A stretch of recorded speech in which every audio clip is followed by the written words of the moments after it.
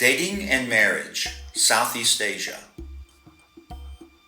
Cultural do's and don'ts and dangers. Discover the Thai website where women vet you. And now, your journey of discovery. Thank you for joining me from Thailand. Today I'm going to present you a very serious topic, dating and marriage in Southeast Asia. Westerners have been dating and marrying Southeast Asians since at least the 17th century, and the Vietnam War 50 years ago resulted in many marriages. I'll refer to them as mixed marriages.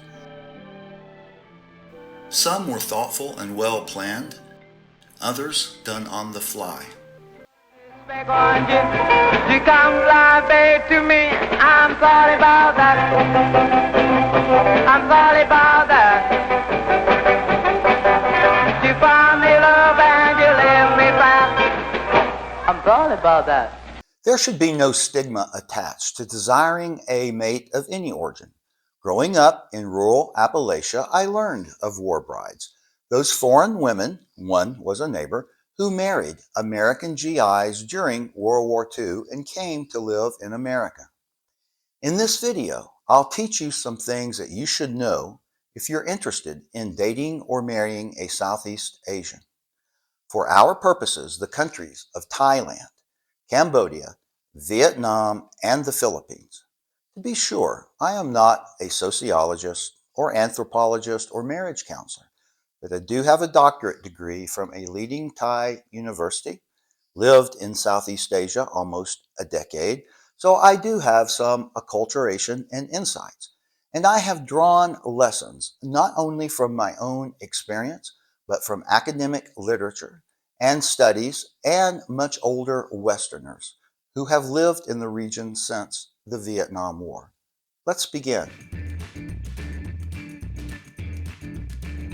You have heard the horror stories, they are real, of the Western man who falls in love with the Southeast Asian woman, moves over here, the woman absconds with the money, and her brother turns out to be her husband. But conversely, I know of many mixed marriages that stood the test of time and others still going strong. I suppose you have to figure that with half of all Western marriages ending in divorce, a sizable number of mixed marriages will too. First point to understand.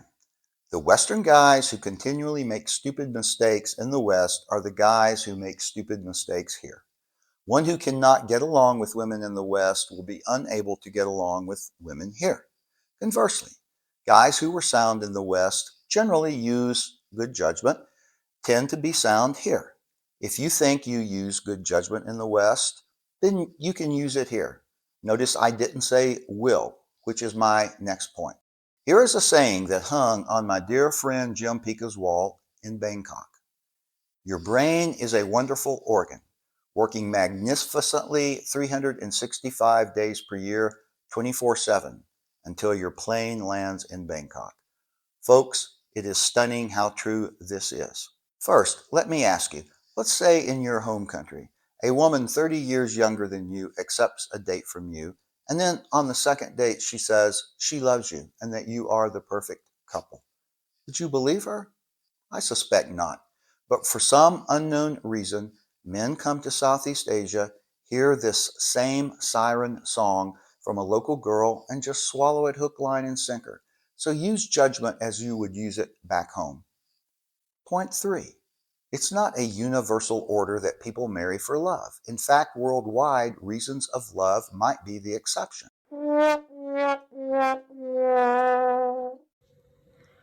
Oh my God. In wartime Cambodian refugee camps, granted an extreme example for illustration, a key consideration for marriage was that each person in the marriage union have separate skills so that the couples could maximize money-making ability. In particular, rural Southeast Asia, many women today view their beauty and youth as commodities to be exchanged for an equally valuable commodity. Say a man with money who can lift her and her family from poverty. I'm not making a moral judgment, just telling factually. Let me show you a short video a young Southeast Asian woman recently made. What do you think is happening here? สวัสดีค่ะอายุ18ปีสูง160ค่ะ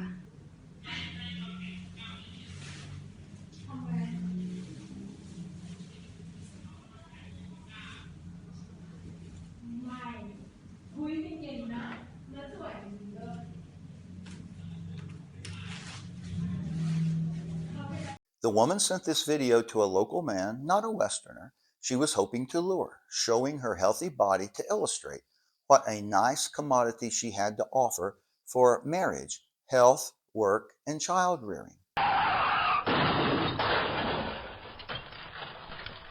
Because the synapses of your Western mind, through no fault of your own, is still not connecting, let me explain another way. Instagram just made a change allowing see-through tops in your pictures. In the category of, you can't make this stuff up, Instagram says nipples have to be covered, but it's okay if they're covered with something see-through. You see, in the West, we mask our real intent, our real message, behind a veil of innocence and hypocrisy, when in actuality we're delivering the same message that this Southeast Asian girl is delivering. We just deliver it with duplicity because, well, it makes us feel so much better. So what does this have to do with you, you ask? The point here is not to be so love-focused that you miss other elements that are behind the scenes, that are vital to relationships and thinking. Now, no urbane, educated, professional woman is going to send you such a video, but the principle behind this mindset still exists. And should we recoil at this thought? People attempt to sleep their way to the top all the time in Western societies. She, the girl, is not selfishly trying to get to the top. She is simply honestly showing something she has to offer. Point 4. It's okay while in your home country to find a prospective foreign partner on the internet. But if you expect to come to Southeast Asia for 3 weeks to vet the partner and then seal the deal, you are making a big mistake. I'm surprised I even have to address this point, but I see men and women doing it. You really need to spend some time in Southeast Asia to learn more about the local culture and habits. Doing so will sharpen your perception acuity. Here is an American Hmong I met in Laos who as a child had fled the communist takeover. American Hmong men returned to Laos each year to search for brides. Another advantage in spending time in Southeast Asia is determine if you could live here. A significant decision for couples to make is where to live. And if your mate can't even get a tourist visa to the US, it's actually hard from Southeast Asia, or you don't like the weather or food, then you have some obstacles to overcome. Let's go country specific now. The Philippines is the only Christian country in the region. Most Filipinos speak decent English. The country is poor, and my impression is that the women seem more intent on finding Western husbands than women in these other countries. Younger Filipinas are more likely to already have children than other women from these other countries, possibly because the Philippines is Catholic and birth control is frowned upon. With that, I'm going to send you to a YouTuber that has the best advice for dating Filipinas. She is the Filipina P, tells it like it is, and has excellent videos. Hi folks, the Filipina P here. And today I'm gonna reveal the flip side of my last video and tell all my Filipino sisters how to provide their foreign partners with the things they need to stay happy and secure in your relationship. Such as, is your Filipina just using you? Filipinas and daddy issues. What kind of men do Filipinos like? The best dating site/app and more. One thing I haven't heard the P mention, and that is an absolute fact, is that many Filipinas will be more interested in having your baby than in you. If you have had a vasectomy and you tell that to a Filipina, she may dump you, and be honest for her reason. I've personally seen this happen twice. Thailand and Cambodia. Many Thai and Cambodian women want to date and marry Westerners, Cambodia being poorer than Thailand, and both are Theravada Buddhist countries and very similar in culture. One relevant aspect of the Theravada belief is the importance of karma and deeds from past lives. The fact that you met and fell in love may signal to your partner that you were also entangled in past lives. The same is true for your parents, thus, the emphasis on filial piety. The first problem you will have in dating, one that is fairly easy to overcome, is communication, and not primarily due to language differences, although the language issue will rear its head sometimes, even in ordering pizza. The Thai and Cambodians are very polite, and losing face or causing someone to lose face is the ultimate social sin. Many Thai employers do not inform job applicants they did not get the job so that the applicant doesn't lose face. In their languages, a suggestion often firmly means a stated desire. If you're with a group and one says, "That restaurant looks interesting," they all know that means the person wants to eat there. Once, I was with a Thai friend who remarked, "There is a lift," an elevator. I ignored and we took the stairs. A few minutes later, I joked that I was tired, and the Thai friend said in frustration, "I told you to take the lift." In his language, he had told me. In my language, he had not. Don't expect a look you in the eye and give the hard truth answer. It will not likely happen. Oftentimes, you can make the smallest comment, offer an innocuous opinion, and it will be interpreted firmly as a desire or even a command, because this is how Thai and Cambodians communicate. I've actually noticed this in some Filipina as well, but nowhere near this degree. Fortunately, Thai and Cambodians who have been around Westerners for any amount of time understand more about how we communicate. So be subtle in how you communicate. Their languages have slightly less words than the English language, and there is a reason for that. And that is, they communicate more effectively than we do through body language and gestures. Choose your words carefully and never argue with your girlfriend in front of others, or even correct her, or you will be committing the ultimate social sin. Understand the Thai answer negative questions exactly the opposite of Westerners. This can cause problems. So if you text your girlfriend and ask, "You don't still love your old boyfriend, do you?" she will probably answer, "Yes," meaning, "Yes, I do not love my old boyfriend." It is a good idea for a couple when they have some immediate problem to first, number one, look to see if there is a language or cultural miscommunication at the heart of the problem. You'd be surprised at how many problems can be resolved by just taking this step of first assuming there is a cultural disconnect, because often that is indeed the problem. Next, Southeast Asian women will tend to be far more jealous than a Western woman. Your normal Western courtesy to a female waitress can be interpreted as flirtation and right in your girlfriend's face. Be careful with how you talk to other women when your girlfriend or date are around. This doesn't mean you have to permanently change your behavior. Understanding each other is a two-way street. Eventually, your girlfriend or boyfriend will understand you are not being flirtatious, rather just friendly. Next, within a few dates, you will know if the girl really likes you if she invites you to meet her friends. I honestly don't know if this is to show you off or to see if the friends like you. Maybe a combination of both. Likewise, and be careful of this, if you take her to meet some of your friends for a drink or dinner, she will be extremely flattered and see it as a sign you are more interested in her than perhaps you actually are. And if she invites you to meet her family, even in the most casual of ways, you know you are a keeper and she is serious. If you are interested in a girl and get an invitation to meet her friends, do so. Keep in mind, you will be expected to pay for the meal and entertainment when you all meet. This is not draining you, it is the cultural expectation.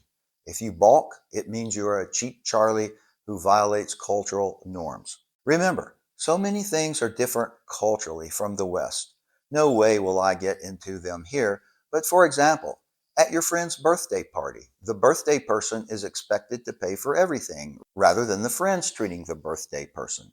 At home, dinner guests will pitch in to clean up. Be cognizant of the differences. I knew one couple who were getting along quite well, but the guy put off twice meeting the girl's friends, and she dumped him. There is another social order that is opposite from the West. In Southeast Asia, the child, now a young adult, financially supports the parent, sending money to them each month. We find this very hard to understand because parents have had decades to build wealth while a young adult is just getting started. Part of the reason beyond the strong social contract to care for parents is due to the significant income disparity between the rural and urban areas. The young adult often migrates to the city to work, where they may earn more in a few years than the family earned in an entire lifetime. Your partner will send money to their parents each month and may even cough up more for certain circumstances. You will be expected to also if you marry the girl.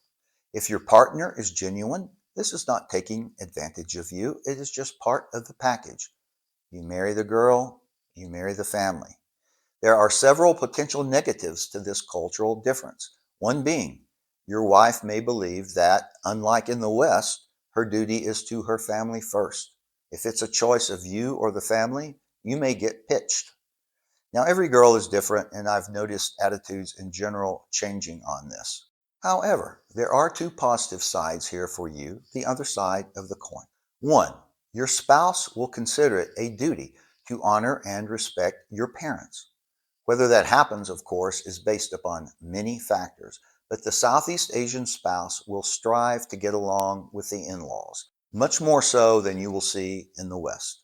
Secondly, if you have to divert time and money to your own family, maybe a sick parent or child, and say have to leave Southeast Asia to go back to Europe or the States to attend to family, your Southeast Asian spouse will more than understand. In fact, they would think less of you if you didn't. Contrast that with a Western wife who might get jealous. Your partner may want to live close to his or her family, and you must understand this. How much space do you need? Can you handle frequent interactions with the family? In the rural areas of these countries, people visit each other much more than we do in the West. Early on, you need to find out as much information as you can about your partner's family, your partner's relationship with them, who actually consists of the family, where they live, that kind of thing, because the family will play a huge role in your life. 5 final notes I will leave you with regarding Thailand. First, Bangkok women have a Facebook site where they vet men. I am serious. Not all Bangkok women know of this site, many do. A friend found me on the site. I ended up there when a girl vetted me. What happens is that a girl you meet may post your picture on the website, asking other girls if they know you. This is to eliminate cheaters, men who are actually married, criminals, and such. Just be aware. 2, dress is very important to Southeast Asians. Let me ask you. Let's say in the West you are invited to a get together. The attire is casual. One person arrives in a suit. We look down on them as show offs. Not in Thailand. They are viewed more favorably. Your stock will go up or down based upon how you dress. 3, you definitely will improve your social stock if you volunteer for some activity. Church, schools, orphanages, whatever. Fourth, many professional, successful Thai women from good families prefer Thai men, of course. But over the years, I've seen many Westerners who can penetrate this veil and land beautiful, smart, professional women because they followed some of the prescriptives that I have outlined here. Finally, Southeast Asians are very superstitious. That's not a value judgment, they will tell you so themselves. Watch my video, Apparel Shopping in Southeast Asian, where I teach you how to identify the authentic apparel that goes out the back door for discount sales in local markets, as I get into detail on superstition and how to use it to your advantage. Just remember, superstition plays a larger role than logic sometimes. So be aware of how your partner may interpret uncanny events. Oh, I almost forgot the katoys. They're not so bad, just part of the landscape here. Vietnam. I can't historically say there have been a lot of Western and Viet marriages. Certainly there were more during the war, although I do have a good friend who lives in Saigon and has been married to and raised a family with a Viet woman for 50 years. Understand the Viets are a bit xenophobic about foreigners, and for good reason. First, the Chinese tried to take their country, then the French, then many felt the Americans were trying to do the same. Contrast that with the Thai, who were never colonized and very welcoming to foreigners. The Viets are as different from the rest of Southeast Asians as Russians are from, say, Americans. I can't offer much insight into dating Vietnamese women, but I do know they are quite determined, upfront, and not coy or afraid. Whenever I see a beautiful young Vietnamese woman, I remember that her grandmother was packing an 81 millimeter mortar base plate up a mountain, preparing for combat. And so this woman is no shriveling flower. I'm now going to share a sad story. I have a very close Thai friend who did a 3-month internship with the Thai tourist police at Suvarnabhumi Airport here in Bangkok, as my friend spoke good English. He told me that it was not uncommon for the Thai tourist police inside the airport to find an old Western man in a wheelchair abandoned with nothing but his passport. His Thai family had abandoned him. Now, we don't know what the circumstances are in each of these cases. Maybe he has run out of money to support the family, or maybe he has dementia and can no longer access his money. Or maybe he expressed the desire to return to his home country and doesn't have the means to get there.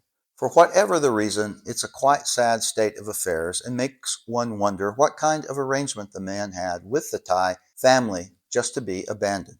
I volunteer with the U.S. Defense Department's Retiree Activities Office. These are offices around the world voluntarily staffed by other military retirees, such as myself, that assist U.S. military retirees and their Thai families with U.S. government interface.